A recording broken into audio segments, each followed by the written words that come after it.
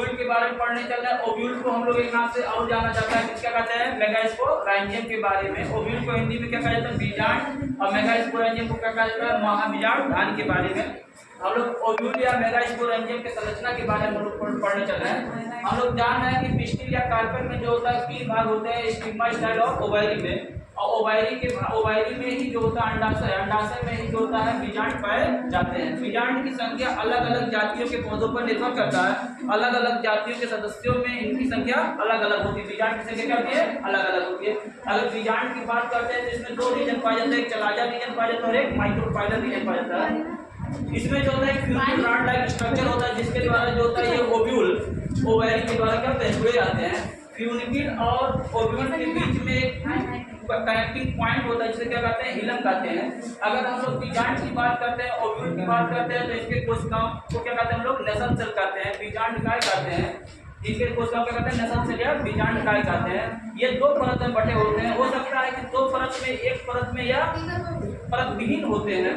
अगर 2 परत की बात करते हैं तो बायोटेक्निक होता है, ये आउटर इंट्यूमेंट और इनर इंट्यूमेंट। 2 परत है तो बायोटेक्निक। और एग्जांपल क्या होता है, एंजियोस्पर्मिक प्लांट में। अगर बात कर रहे हैं कि एटेक्निक मतलब आवरण विहीन होते हैं, परत नहीं पाए जाते हैं, एटेक्निक, इसमें एग्जांपल क्या होता है, लोरेंथस और चंदन होता है। इसमें मतलब क्या, लोरेंथस और चंदन में ये इंद्रियो सैक के बाहर कोई आवरण या कोई लेयर नहीं पाया जाता है।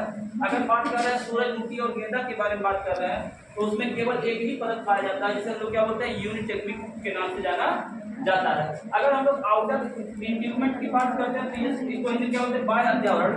ये सूख कर किसका निर्माण करते हैं, टेक्स्टा का निर्माण करते हैं।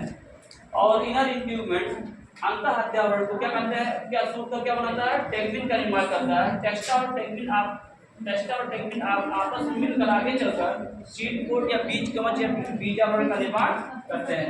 अगर हम लोग ओव्यूल की बात करते हैं तो इसे केंद्र में एक गुब्बारेनुमा संरचना पाया जाता है, जिसे हम लोग क्या कहते हैं, एम्ब्रियोसाइक कहते हैं, भ्रूण कोश कहते हैं।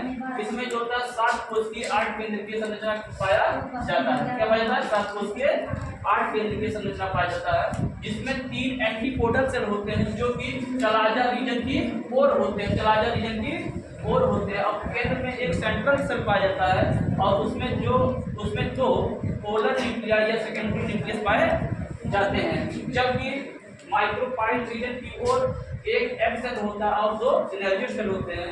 एग सेल और सिनर्जिड सेल को सामूहिक रूप से एग अपैरेटस अंड उपकरण के नाम से जाना जाता है। तथा साथ ही साथ एग अपैरेटस के नीचे झालरनुमा संरचना पाई जाती है, जिसे क्या कहते हैं, पीलिफॉर्म अपैरेटस के नाम से जाना जाता है। अगर हम लोग बात करें 7 कोशिकीय 8 केंद्रकीय संरचना के बारे में बात कर रहे हैं, 3 एंटीपोडल सेल हो गया, एक सेंट्रल सेल हो गया 3 और एक 4, एक एग सेल हो गया 5 और 2 सिनर्जिड सेल 7 कोशिकीय और क्या 8 केंद्रकीय। प्रत्येक कोशिकाओं में एक एक केंद्रक, लेकिन सेंट्रल सेल में कितना केंद्रक है, 2 केंद्रक है। तो 3 केंद्रक यहाँ पर, 2 केंद्रक यहाँ पर 5 और 3 इसमें, 5 3 8 केंद्रक। 7 कोशिकीय 8 केंद्रकीय संरचना आधुनिक बीजी पौधों का मुख्य लक्षण होता है।